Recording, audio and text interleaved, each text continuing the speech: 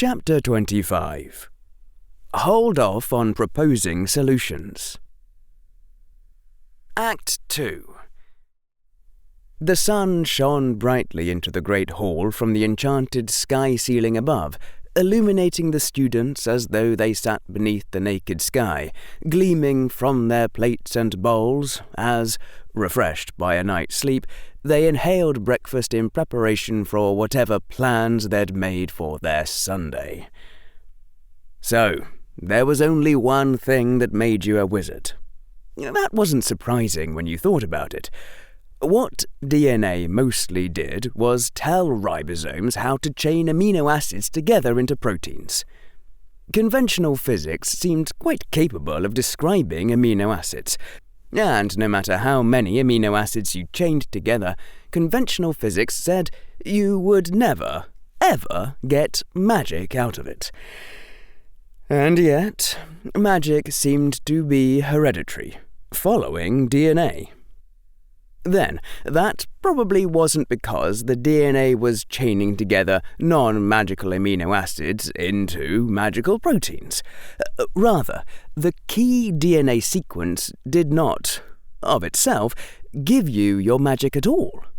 Magic came from somewhere else. At the Ravenclaw table, there was one boy who was staring off into space, as his right hand automatically spooned some unimportant food into his mouth from whatever was in front of him. You probably could have substituted a pile of dirt, and he wouldn't have noticed. And, for some reason, the source of magic was paying attention to a particular DNA marker among individuals who were ordinary, ape-descended humans in every other way. Actually, there were quite a lot of boys and girls staring off into space. It was the Ravenclaw table, after all. There were other lines of logic leading to the same conclusion. Complex machinery was always universal within a sexually reproducing species. If Gene B relied on Gene A, then Gene A had to be useful on its own, and rise to near universality in the gene pool on its own, before B would be useful often enough to confer a fitness advantage. Then, once B was universal, you would get a variant A star that relied on B, and then C that relied on A star, and B, then B star that relied on C, until the whole machine would fall apart if you removed a single piece. But it all had to happen incrementally. Evolution never looked ahead. Evolution would never start promoting B in preparation for A becoming universal later. Evolution was the simple historical fact that whichever organism did in fact have the most children, their genes would in fact be more frequent in the next generation. So, each piece of a complex machine had to become nearly universal before other pieces in the machine would evolve to depend on its presence. So, complex, interdependent machinery, the powerful, sophisticated protein machines that drove life, was always universal within a sexually reproducing species, except for a small handful of non-interdependent variants that were being selected on at any given time as further complexity was slowly laid down. It was why all human beings had the same underlying brain design, the same emotions, the same facial expressions wired up to those emotions. Those adaptations were complex, so they had to be universal. If magic had been like that, a big, complex adaptation with lots of necessary genes, then a wizard mating with a muggle would have resulted in a child with only half those parts, and half the machine wouldn't do much. And so there would have been no Muggleborns, ever. Even if all the pieces had individually gotten into the Muggle gene pool, they'd never reassemble all in one place to form a wizard. There hadn't been some genetically isolated valley of humans that had stumbled onto an evolutionary pathway leading to sophisticated magical sections of the brain. that complex genetic machinery, if wizards interbred with muggles, would never have reassembled into muggleborns. So, however your genes made you a wizard, it wasn't by containing the blueprints for complicated machinery. That was the other reason Harry had guessed the Mendelian pattern would be there. If magical genes weren't complicated, why would there be more than one? And yet, magic itself seemed pretty complicated. A door-locking spell would prevent the door from opening, and prevent you from transfiguring the hinges, and resist finite incantatem and Alohomora. Many elements, all pointing in the same direction. You could call that goal orientation, or in simpler language, purposefulness. There were only two known causes of purposeful complexity: natural selection, which produced things like butterflies, and intelligent engineering, which produced things like cars. Magic didn't seem like something that had self-replicated into existence. Spells were purposefully complicated, but not, like a butterfly, complicated for the purpose of making copies of themselves. Spells were complicated for the purpose of serving their user, like a car. Some intelligent engineer, then, had created the source of magic and told it to pay attention to a particular DNA marker. The obvious next thought was that this had something to do with Atlantis. Harry had asked Hermione about that earlier, on the train to Hogwarts, after hearing Draco say it, and so far as she knew, nothing more was known than the word itself. It might have been pure legend, but it was also plausible enough that a civilization of magic users, especially one from before the interdict of Merlin, would have managed to blow itself up. The line of reasoning continued. Atlantis had been an isolated civilization that had somehow brought into being the source of magic, and told it to serve only people with the Atlantean genetic marker, the blood of Atlantis.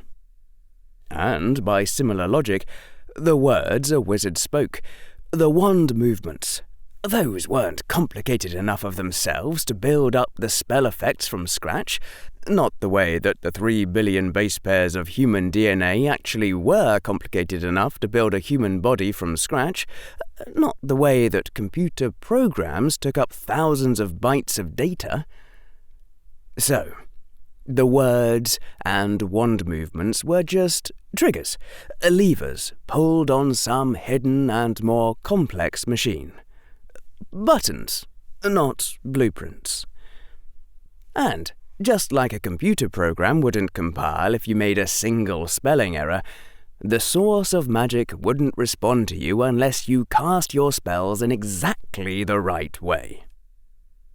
The chain of logic was inexorable, and it led, inevitably, toward a single, final conclusion. The ancient forebears of the wizards, thousands of years earlier, had told the source of magic to only levitate things if you said Wingardium Leviosa. Harry slumped over the breakfast table, resting his forehead wearily on his right hand. There was a story from the dawn days of artificial intelligence, back when they were just starting out and no one had yet realized the problem would be difficult, about a professor who had delegated one of his grad students to solve the problem of computer vision. Harry was beginning to understand how that grad student must have felt. This could take a while. Why did it take more effort to cast the Alohomora spell if it was just like pressing a button? Who'd been silly enough to build in a spell for Avada Kedavra that could only be cast using hatred? Why did wordless transfiguration require you to make a complete mental separation between the concept of form and concept of material? Harry might not be done with this problem by the time he graduated Hogwarts. He could still be working on this problem when he was 30 years old. Harry hadn't realised that on a gut level before. He'd just given an inspiring speech about determination. Harry's mind briefly considered whether to get on a gut level that he might never solve the problem at all, then decided that would be taking things much too far. Besides, so long as he could get as far as immortality in the first few decades, he'd be fine. What method had the Dark Lord used? Come to think of it, the fact that the Dark Lord had somehow managed to survive the death of his first body was almost infinitely more important than the fact that he'd tried to take over magical Britain. "Excuse me. At your convenience, Mr. Malfoy requests the favour of a conversation." Harry did not choke on his breakfast cereal. Instead, he turned around and beheld Mr. Crabbe. "Excuse me," said Harry. "Don't you mean the boss wants to talk with yous?" Mr. Crabbe didn't look happy. "Mr. Malfoy instructed me to speak properly." "I can't hear you," Harry said. "You're not speaking properly." He turned back to his bowl of tiny blue crystal snowflakes and deliberately ate another spoonful. "The boss wants to talk with yous," came a threatening voice from behind him. "You'd better come see him if you know what's good for you." There. Now everything was going according to plan. Act 1. "A reason," said the old wizard. He restrained the fury from his face. The boy before him had been the victim, and certainly didn't need to be frightened any further. "There is nothing that can excuse—" "What I did to him was worse." The old wizard stiffened in sudden horror. "Harry, what have you done?" "I tricked Draco into believing that I'd tricked him into participating in a ritual that sacrificed his belief in blood purism, and that meant he couldn't be a Death Eater when he grew up. He'd lost everything, Headmaster." There was a long quiet in the office, broken only by the tiny puffs and whistles of the fiddly things, which, after enough time, had come to seem like silence.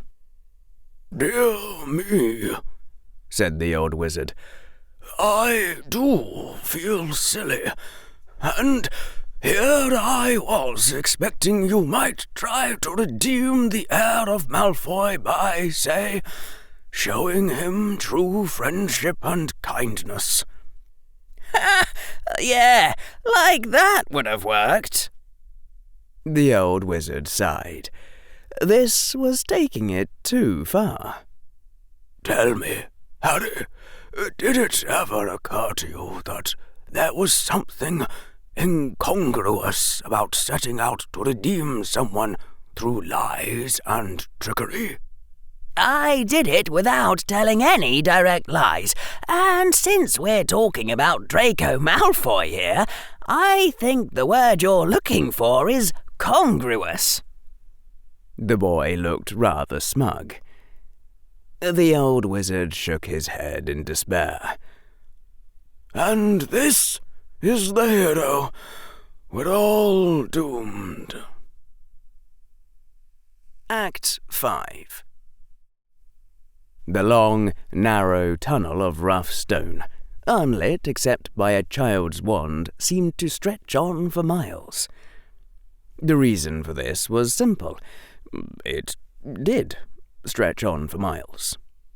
The time was 3 in the morning, and Fred and George were starting the long way down the secret passage that led from a statue of a one-eyed witch in Hogwarts to the cellar of the Honeyduke's candy shop in Hogsmeade. "How's it going?" said Fred in a low voice. Not that there'd be anyone listening, but there was something odd about talking in a normal voice when you were going through a secret passage. "Still on the fritz," said George. "Both, or intermittent one fixed itself again. Other one same as ever." The map was an extraordinarily powerful artifact, capable of tracking every sentient being on the school grounds in real time by name. Almost certainly it had been created during the original raising of Hogwarts.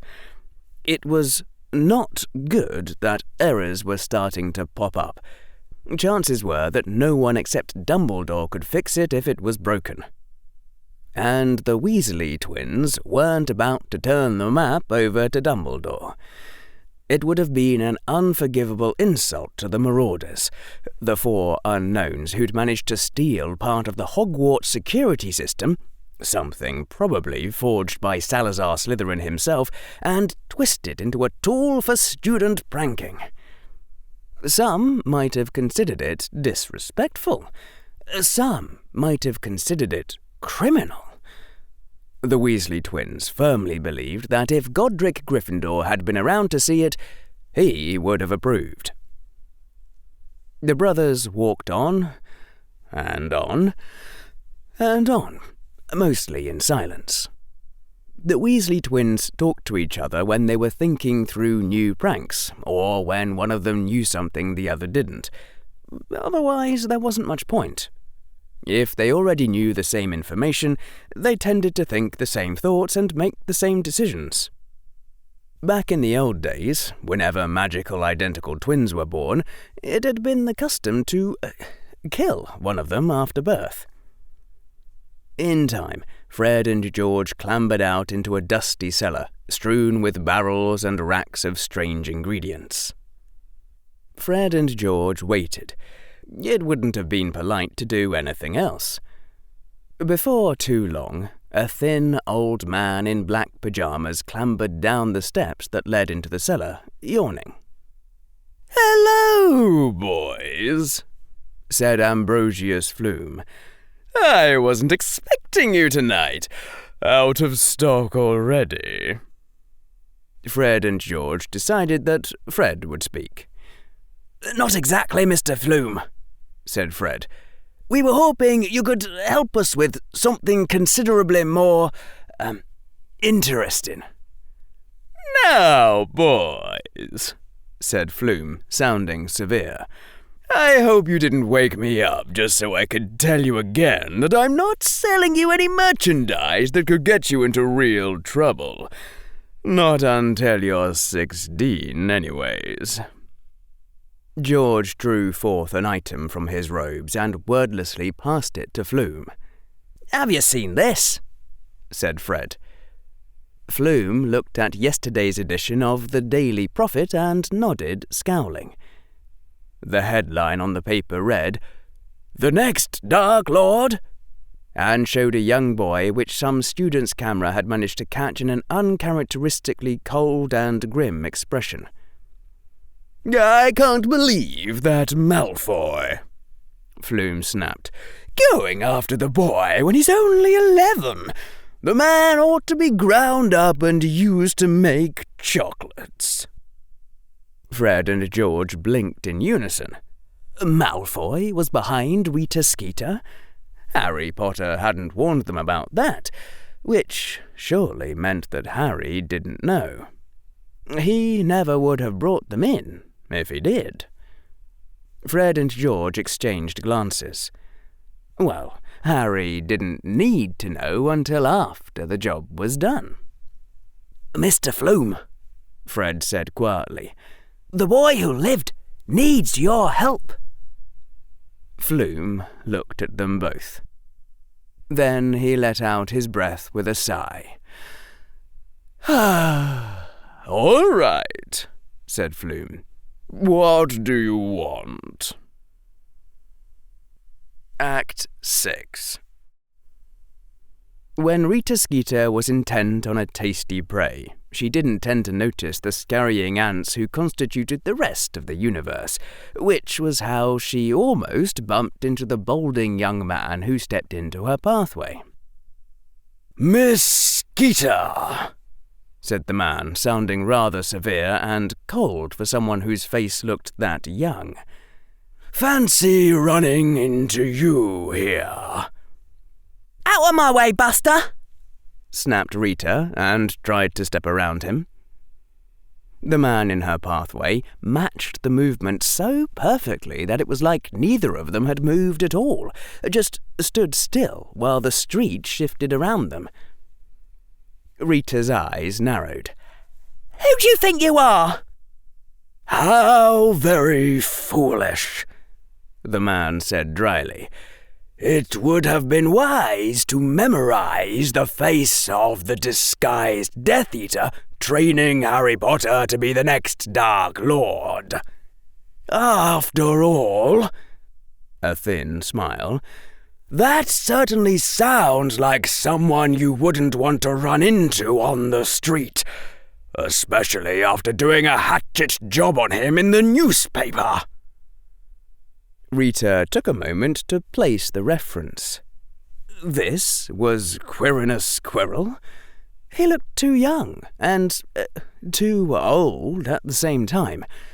His face, if it relaxed from its severe and condescending pose, would belong to someone in his late 30s. And his hair was already falling out. Couldn't he afford a healer? No, that wasn't important.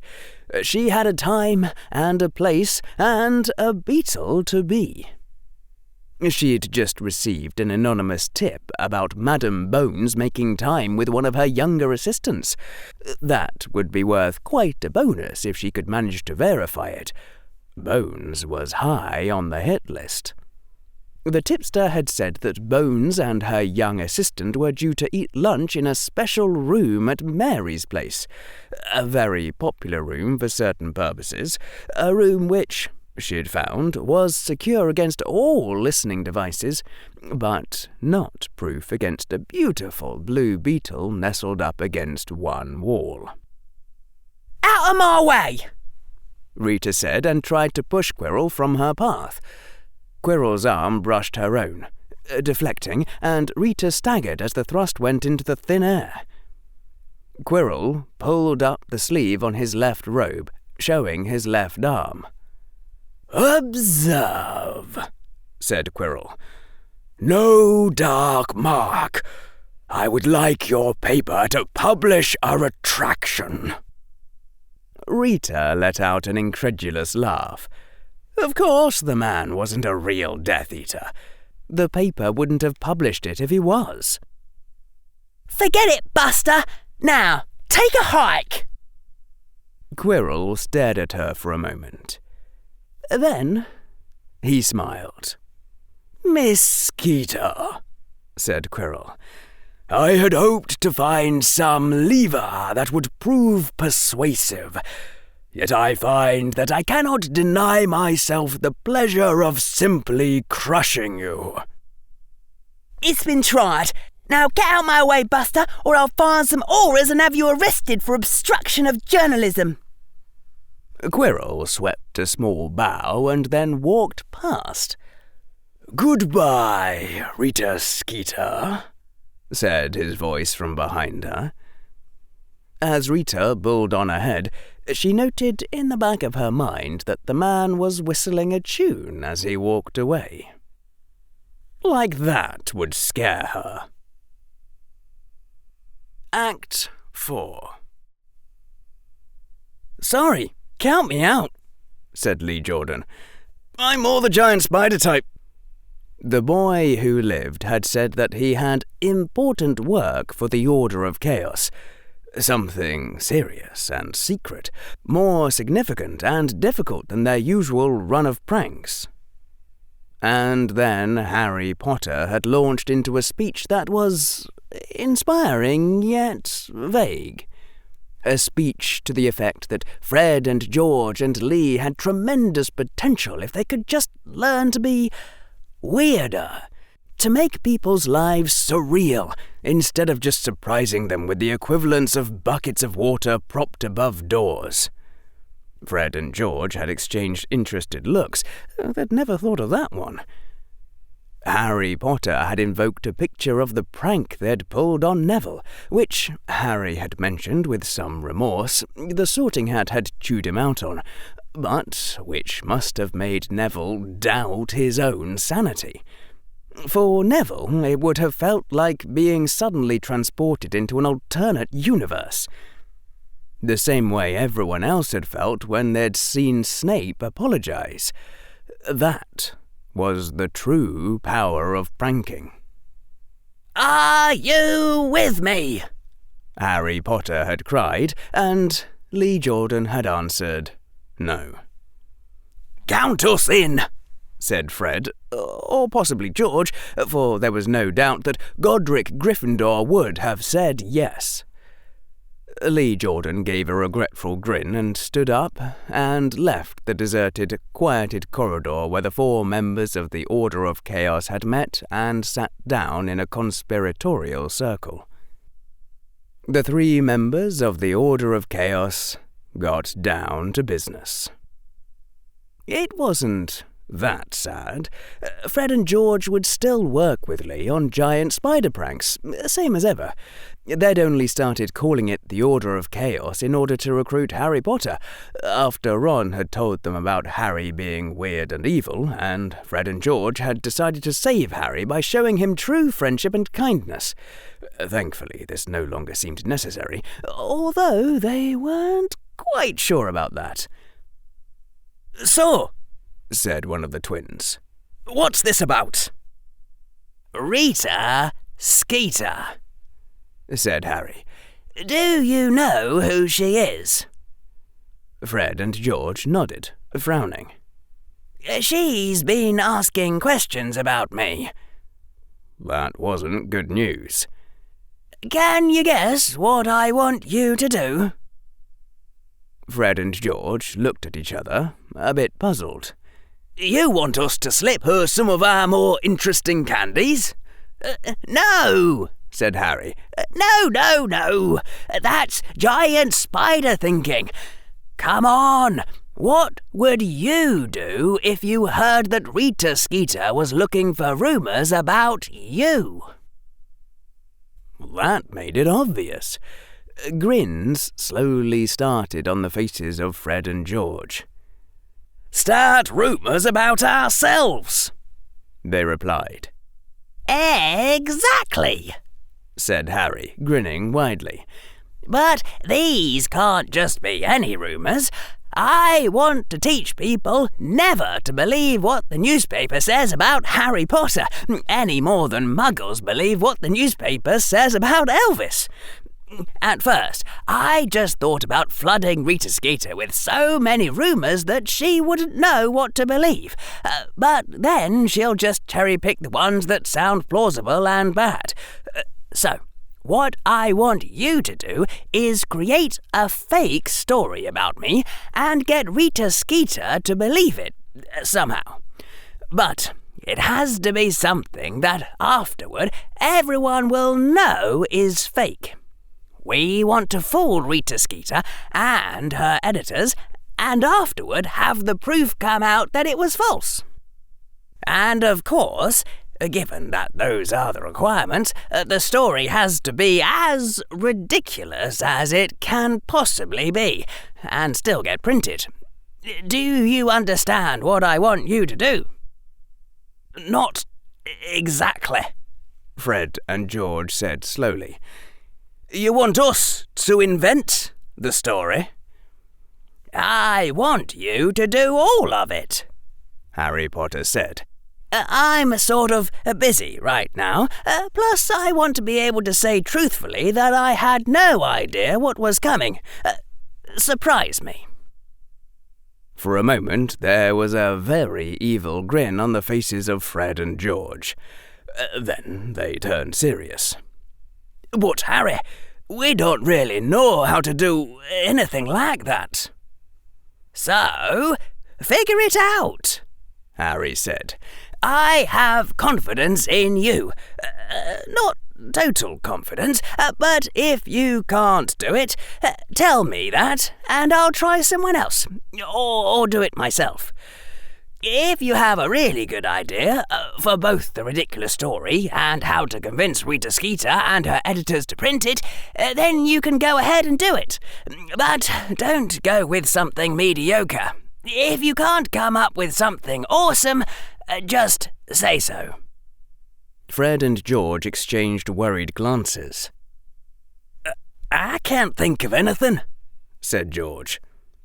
Neither can I, said Fred. Sorry. Harry stared at them. And then Harry began to explain how you went about thinking of things. It had been known to take longer than 2 seconds, said Harry. You never called any question impossible, said Harry, until you had taken an actual clock and thought about it for 5 minutes. By the motion of the minute hand, not 5 minutes metaphorically, 5 minutes by a physical clock. And, furthermore, Harry said, his voice emphatic and his right hand thumping hard on the floor, you did not start out immediately looking for solutions. Harry then launched into an explanation of a test done by someone named Norman Mayer, who was something called an organizational psychologist, and who'd asked 2 different sets of problem-solving groups to tackle a problem. The problem, Harry said, had involved 3 employees doing 3 jobs. The junior employee wanted to just do the easiest job. The senior employee wanted to rotate between jobs to avoid boredom.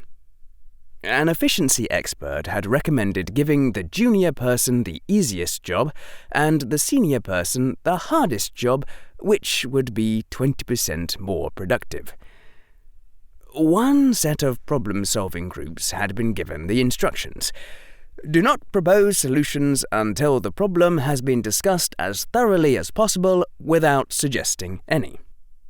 The other set of problem-solving groups had been given no instructions, and those people had done the natural thing and reacted to the presence of a problem by proposing solutions. And people had gotten attached to those solutions and started fighting about them and arguing about the relative importance of freedom versus efficiency and so on. The first set of problem-solving groups, the ones given instructions to discuss the problem first and then solve it, had been far more likely to hit upon the solution of letting the junior employee keep the easiest job and rotating the other 2 people between the other 2 jobs, for what the expert's data said would be a 19% improvement. Starting out by looking for solutions was taking things entirely out of order, like starting a meal with dessert, only bad. Harry also quoted someone named Robin Dawes as saying that the harder a problem was, the more likely people were to try to solve it immediately. So, Harry was going to leave this problem to Fred and George, and they would discuss all the aspects of it and brainstorm everything they thought might be remotely relevant. And they shouldn't try to come up with an actual solution until they'd finished doing that. Unless, of course, they did happen to randomly think of something awesome, in which case they could write it down for afterward and then go back to thinking. And he didn't want to hear back from them about any so-called failures to think of anything for at least a week. Some people spent decades trying to think of things. Any questions? Said Harry. Fred and George stared at each other. I can't think of any.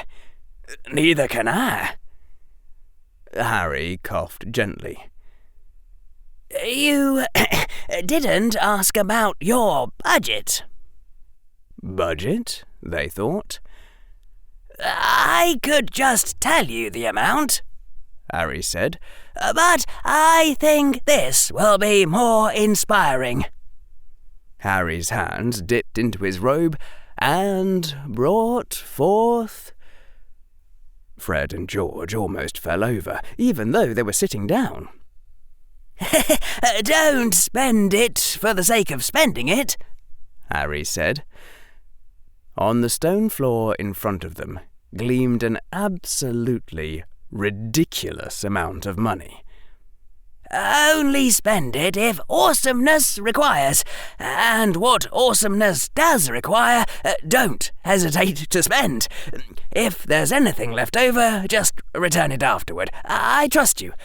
Oh, and you get 10% of what's there, regardless of how much you end up spending. We can't, blurted one of the twins. We don't accept money for that sort of thing. The twins never took money for doing anything illegal. Unknown to Ambrosius Flume, they were selling all of his merchandise at 0% markup. Fred and George wanted to be able to testify, under veritaserum if necessary, that they had not been profiteering criminals, just providing a public service. Harry frowned at them. But I'm asking you to put in some real work here. A grown-up would get paid for doing something like this, and it would still count as a favour for a friend. You can't just hire people for this sort of thing. Fred and George shook their heads. Fine, Harry said.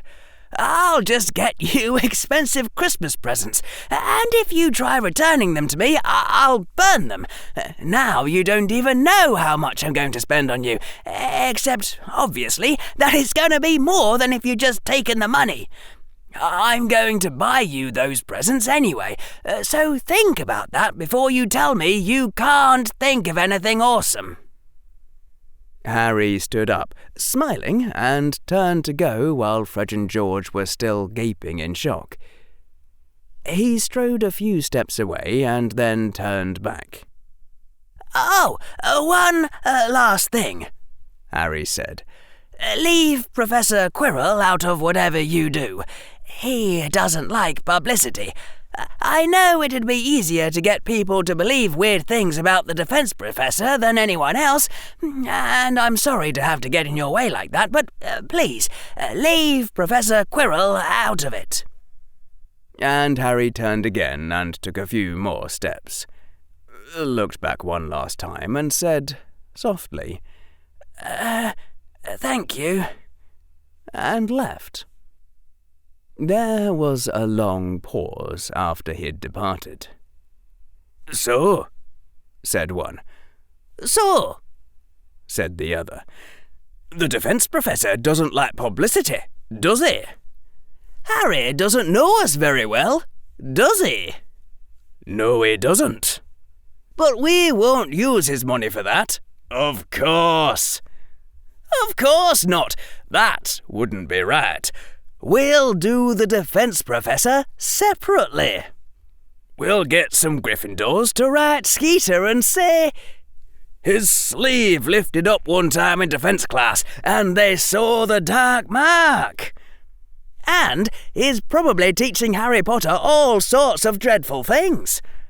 And he's the worst defense professor anyone remembers, even in Hogwarts. He's not just failing to teach us, he's getting everything wrong, the complete opposite of what it should be. Like when he claimed that you could only cast the killing curse using love, which made it pretty much useless. I like that one. Thanks. I bet the defense professor likes it too.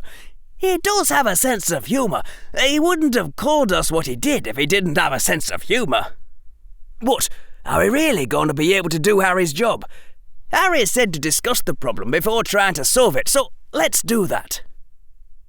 The Weasley twins decided that George would be the enthusiastic one, while Fred doubted. It all seems sort of contradictory, said Fred. He wants to be ridiculous enough that everyone laughs at Skeeter and knows it's wrong, and he wants Skeeter to believe it. We can't do both things at the same time. We'll have to fake up some evidence to convince Skeeter, said George. Was that a solution? said Fred. They considered this. Maybe, said George. but I don't think we should be all that strict about it. Do you? The twins shrugged helplessly. So then, fake evidence has to be good enough to convince Skeeter, said Fred. Can we really do that on our own? We don't have to do it on our own, said George, and pointed to the pile of money. We can hire other people to help us. The twins got a thoughtful look on their face. That could use up Harry's budget pretty fast, said Fred. This is a lot of money for us, but it's not a lot of money for someone like Flume. Maybe people will give discounts if they know it's for Harry, said George. But most importantly of all, whatever we do, it has to be impossible. Fred blinked. What do you mean, impossible? So impossible that we don't get in trouble, because no one believes we could have done it. So impossible that even Harry starts wondering. It has to be surreal. It has to make people doubt their own sanity. It has to be better than Harry. Fred's eyes were wide in astonishment. This happened sometimes between them, but not often. But why? They were pranks. They were all pranks. The pie was a prank. The Remember-All was a prank. Kevin Entwistle's cat was a prank. Snape was a prank. We're the best pranksters in Hogwarts. Are we going to roll over and give up without a fight? He's the boy who lived, said Fred. And we're the Weasley twins. He's challenging us. He said we could do what he does, but I bet he doesn't think we'll ever be as good as him. He's right, said Fred, feeling rather nervous. The Weasley twins did sometimes disagree, even when they had all the same information, but every time they did, it seemed unnatural, like at least one of them must be doing something wrong. This is Harry Potter we're talking about. He can do the impossible. We can't. Yes, we can, said George. And we have to be more impossible than him. But, said Fred, it's what Godric Gryffindor would do, said George. That settled it, and the twins snapped back into whatever it was that was normal for them. All right then. Let's think about it.